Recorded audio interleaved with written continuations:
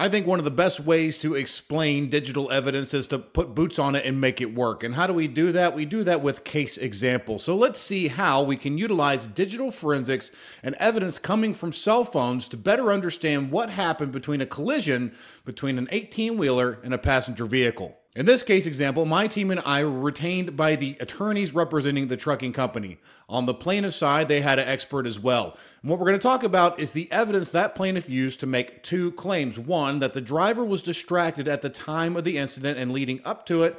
And second, that driver was fatigued because of their phone usage, performing what they call a lifestyle analysis based upon his call detail records, driver's logs, and the data coming from the cell phone itself. The first argument the plaintiff's expert made was that the driver was actively using the phone in the moments leading up and right before the collision. They made this claim because there was an artifact related to iHeartRadio on the phone. What exactly am I talking about when I say artifact? This is forensic artifact. This is a piece of data that gives us some kind of information about the who, what, when, where, and why concerning what happened with these electronic devices and how people interacted with them and used them. In this case, a picture was created in the moments leading up to the accident. This picture was of an album cover and related back to the application iHeartRadio.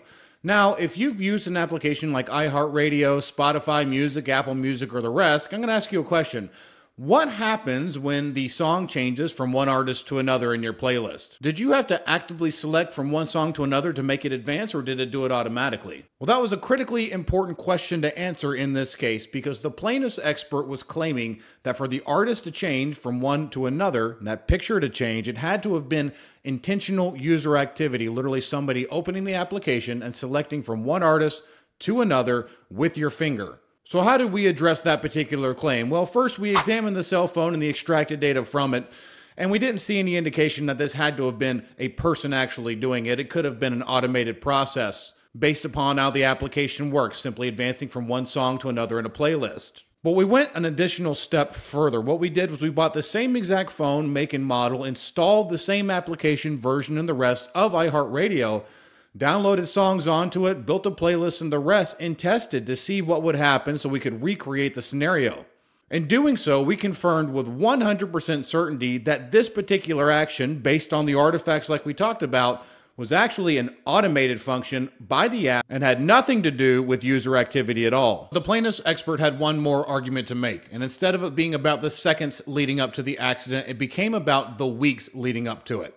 You see, the plaintiff's expert did what is called a lifestyle analysis. You see, they attempted to recreate the sleeping patterns of the driver by utilizing the data recovered from the physical cell phone itself, the driver's logs, and the call detail records of the driver's cell phone. By comparing these three pieces of data, they claimed that they were able to see when the driver could have had opportunities to sleep. So for example, if the driver is driving, they're not sleeping. If the driver is on the phone or sending messages, they're not sleeping. If the driver has ended the day, they've parked, they're in their sleeper cab, and they're watching Netflix, for example, we know that's also something that could be keeping them awake, even though we've all fallen asleep by watching Netflix, at least I have. Either way, that activity usage is evidence that the driver could have been awake, further narrowing the time that they could have been sleeping. Now, the plaintiff expert's analysis showed a span over many days where the truck driver was sleeping very minimal amounts, with the largest windows of time that they could have been sleeping being an hour and 15 minutes, an hour and a half, and 45 minutes on a single day. And that pattern expanded across multiple weeks. So you'd have this weird kind of phasal sleeping system throughout the day with these very small windows where you could have actually been sleeping. Well, I don't know about you, but I like my sleep. And I know if I had had that minimal amount of sleep over weeks of time that I wouldn't be able to operate a car effectively, let alone a motor vehicle. I'd probably turn into some kind of creature or gremlin. But with digital evidence, the devil is in the details, and that is true in this case as well. You see, the plaintiff's expert included incoming activity that would keep you awake, not just outgoing activity, not just direct application usage. Now, how often have you gone to bed and woken up to an emergency text message, a pile of emails, notifications on your phone?